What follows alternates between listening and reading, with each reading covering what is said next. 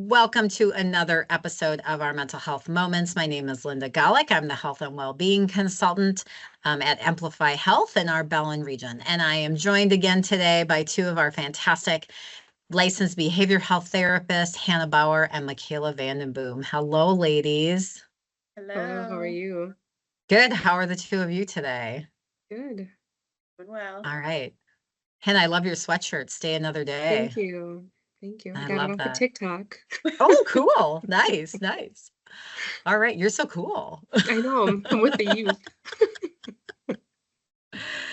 Well, today I just wanted to take some time and kind of focus on some things that affect our mental health and maybe purposefully things that we're exposed to or things that we don't want to be exposed to and how that affects our negative health and our mental health in a negative way. And so what I'm really noticing a lot of in this world lately, and the two of you seem to be seeing this in your patients as well, just the effects that some of our news coverage and things that are happening in our world and how that is affecting us, and especially our mental health. So I want to really focus on negativism today. Not that I want it to be a negative conversation, but I really want to give people some tools and some tips and tricks on how to care for themselves at this time in our lives.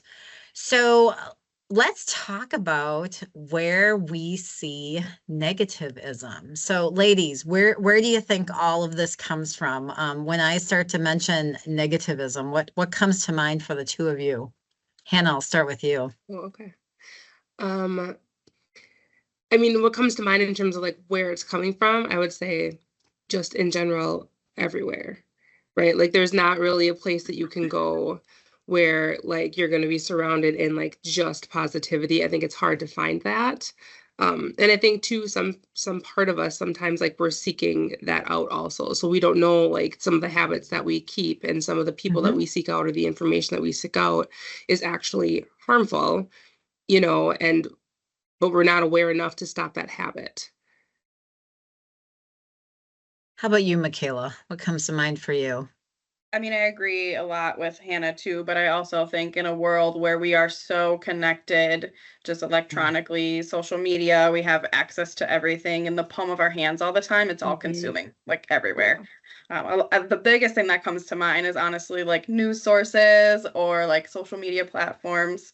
I mean, I think about when was the last time that you saw something positive on the news, right? Like if you click on the world news at night, you will get 30 minutes of terrible things that happen around the world and a 10-second clip of something positive just to end that segment with. Yes. So ladies, help me understand and help our audience understand, because I think it's interesting to think about what's happening in our brains. Like when when we are exposed to something negative or we're exposed to something that makes us fearful or gets us heightened in some way, something upsetting is taking place. What's going on in our minds? Michaela, I'll start with you. I just think it's a cognitive response, right? Like we indulge in this, we experience whatever this is, we have a thought and that then relays whatever response it is, whether it's fear, anxiety, anger, frustration, panic. It's all linked and connected to one thing or another. And a lot of the times when we consume that, then we're sharing that with other people or we're connecting with like-minded people about it, or we are then engaging with people that have differing views upon that, which just adds to that chaos and that storm because then more conversation happens, more strong feelings happen, more behavioral responses happen. Yeah, what do you think, Hannah? Yeah, I agree. I think we have to sometimes like take a step back and look at it as a whole. I think for, people our age or older, and I mean, even say like 10 years younger, like we've experienced a lot, right? Like we've seen a lot happen. We've had access to so much. There's a portion of us that's kind of desensitized to like the bad news that we're receiving, but that still doesn't mean that it's not like impacting our brains, right? So I think that there's sometimes like a trauma response where it's fight, flight, or freeze. but we do that in a more rational way, right? Because we're not in imminent danger, but all of the stuff that we're taking in creates a fear that we can't fix. So I think you might see certain people that just kind of recede into themselves, and they don't talk to as many people. Like they're just completely like almost feeling like physically overwhelmed. I think you're going to see people that are more confrontational, that like want to try to fix it and want to try to like create these movements or like have these conversations in all the inappropriate places that they don't need to be having these conversations, or seeking people out. And then I think you're going to also see people that just are kind of paralyzed by everything, right? Where they just feel like helpless and hopeless, and like, well, everywhere I turn, I'm not getting this positive feedback that I need. Like all I feel is this negativity and I can't do anything about it. So I don't know what to do. People just kind of feel stuck, or you're going to see combinations of all of those responses. And that just, again, like Michaela said, like that just adds to the chaos, and it adds to the chaos again that we take in because we can't make sense of things that don't make sense. One of the things that we had talked about prior to this was just the idea of also, the toll it takes on our relationships. So the idea that we could have a really good relationship with somebody, and then we hear one thing from that person that isn't in alignment with something that we're thinking, and how that all of a sudden changes that relationship. And that's really sad to think about. So what do we do about that? Like, how do we navigate that? What do you recommend for people to, kind of save their relationships at a time where people may be disagreeing quite a bit? I recently had someone that, was struggling with a few different incidences like that. So like on a more personal level of like personal beliefs, they had a person that they really looked up to and they idolized. And then that person came out with some beliefs that maybe weren't in agreement with their own, and they completely derailed and negatively berated this person. And I wanted to, remind them, this person likely had these beliefs throughout this whole time frame, and you didn't think of that as the entire person. You didn't just disregard them because of one thing that you disagreed with. So I often go back to like the golden rule, right? Like treat others the way you want to be treated, because we all have different things we believe in. We all have different morals that we follow. We all have different religious, political, everything, that we can like all come together and just be nice humans. It doesn't hurt to be kind to somebody else. And just because you don't agree on something or one thing doesn't mean that they're not a genuinely nice person and that you can't coexist with them too.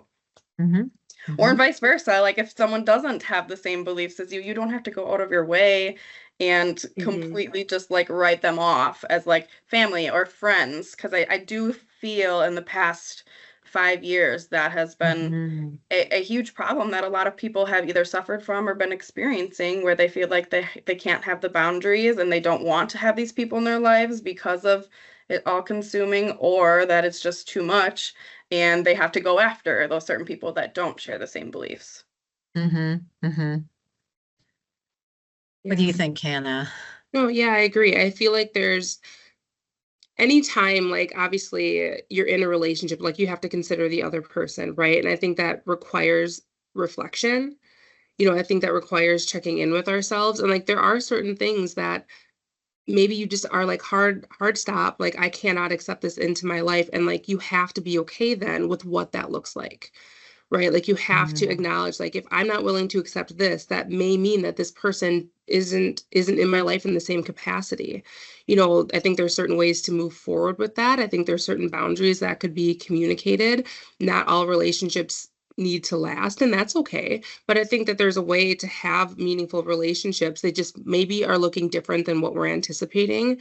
There's ways to disagree with people. There's some things that you may disagree on, and it's just it's hard, right? It makes you see this person differently. And like you had said, Michaela, like this person probably held these beliefs, right? Like, this is probably not a secret. It probably just didn't maybe affect this person on an individual level until it did, right? And that requires that self-reflection to say, okay, this person was good enough to be in my life at this point.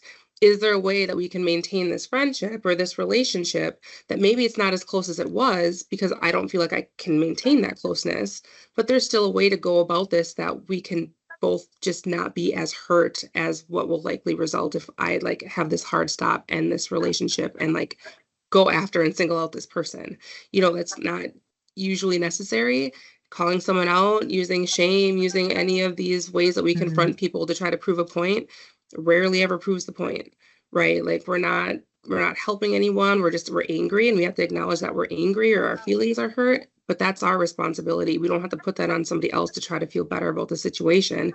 It's just hard, and we have to accept that it's hard, and sometimes relationships don't last forever, and that's okay.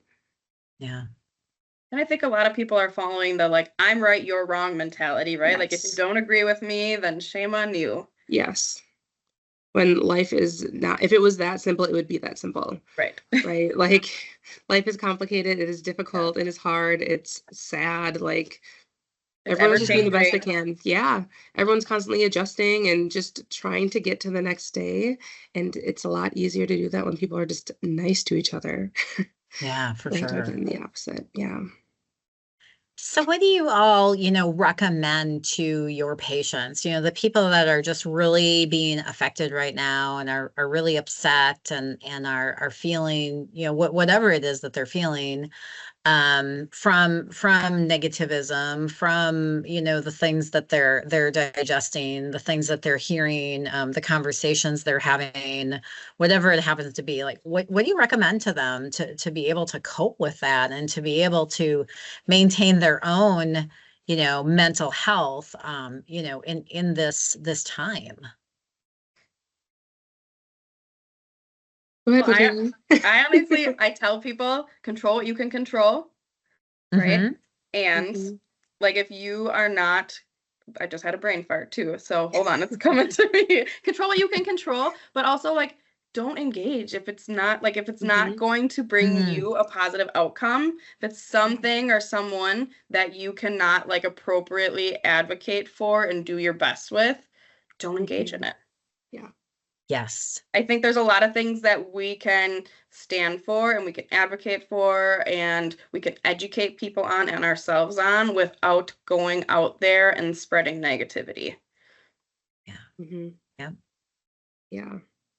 I mean, I think it says a lot if somebody's having a conversation with you and they throw something out there, and if you just stop that conversation, Mhm. like you don't reply, you don't make a Yep. face, Mhm. you just kind of like, I'm not going to say anything about this. Yep. Mhm. I think doesn't that draw a good boundary? Doesn't that draw a boundary of, I'm not going to have this conversation with you Mhm. by not replying to what you just said? Yes. Or take it a step further and say, I don't want to have this conversation with you, if you Yes. feel comfortable in that way. Mhm.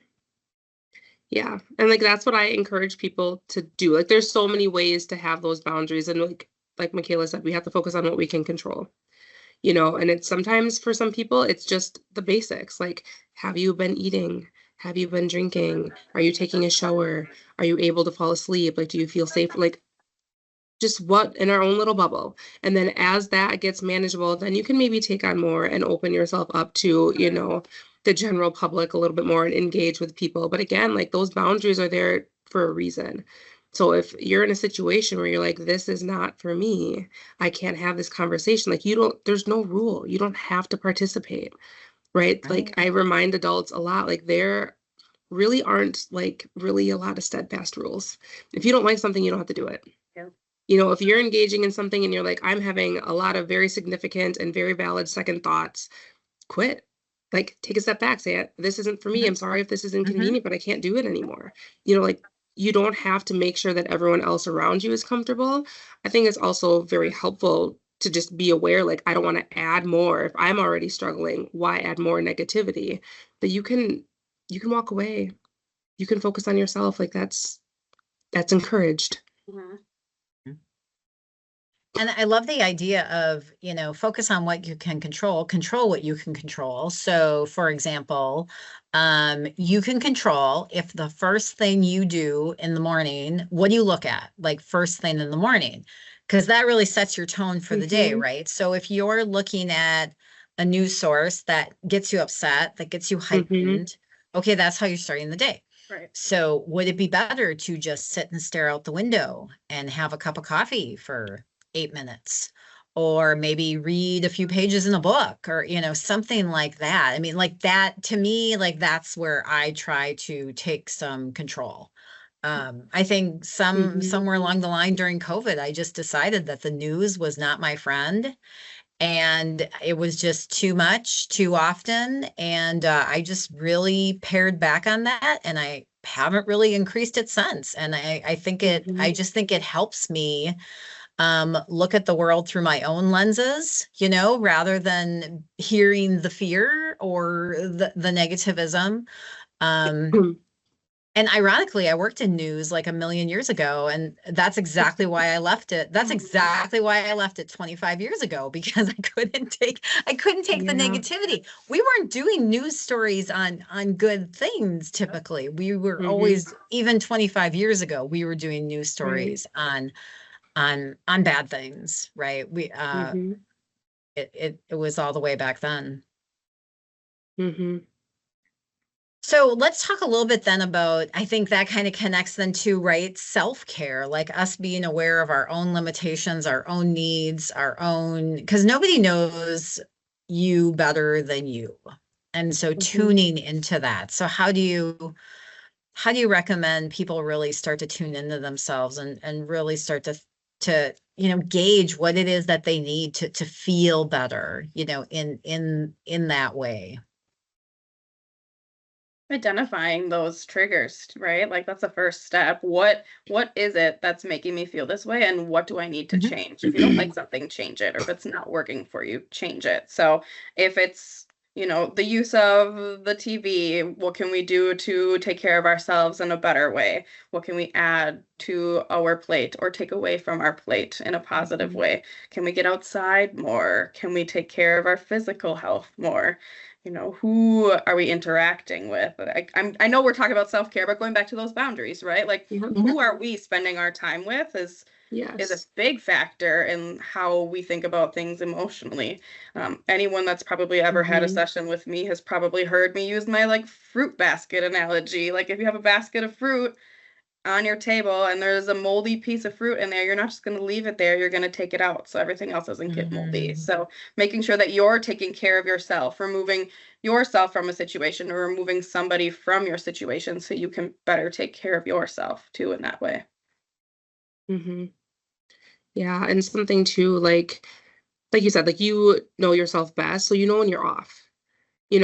I encounter a lot of people that are just like, I don't know why I can't get this done. I've been doing this X, Y, or Z, and I just can't like figure this out. And sometimes it's just like, maybe you shouldn't, right? Like if something you're trying really hard to get something done or make something fit and it's not, like, let's take a step back and like question, like, do I need to be doing this?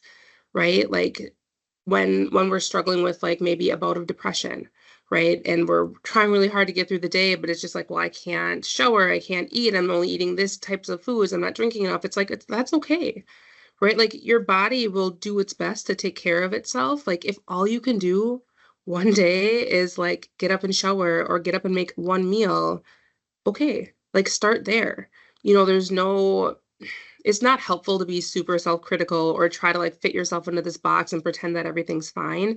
We really have to be honest with ourselves. And if we need to take a day or a week where we're just like, I can only get done the bare minimum, and that's what allows you to survive, that's enough.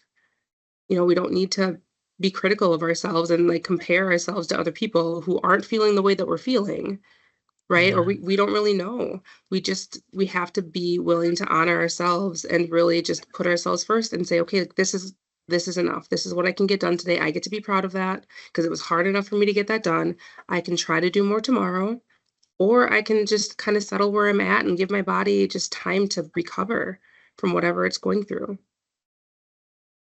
I think that's a big, enemy that we have too, is just the comparison game, the constant comparison game. And our social media world hasn't helped us with that, in that we're just seeing what everybody else is doing and experiencing and accomplishing and going and all of those things. And then we compare ourselves to that. And well, no two people on this earth have the exact same journey at all. So I think that's an important thing for us to remember too, is that, it's going to look different for everybody. So what do you want it to look like for you? Right. And yeah, some days you get more done than others, and that Mhm. doesn't make you a bad person. That makes you a human Right. being, Correct. Yes. right? Right. Mm-hmm.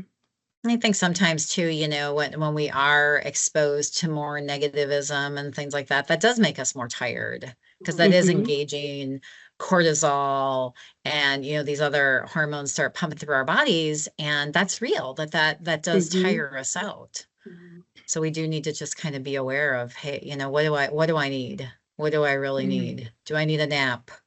Do I need a Yeah. bottle of water? Yes. Do I need to walk Yes. outside? Some of Yes. those things. Yeah. Yeah, Yeah. that's such a good point.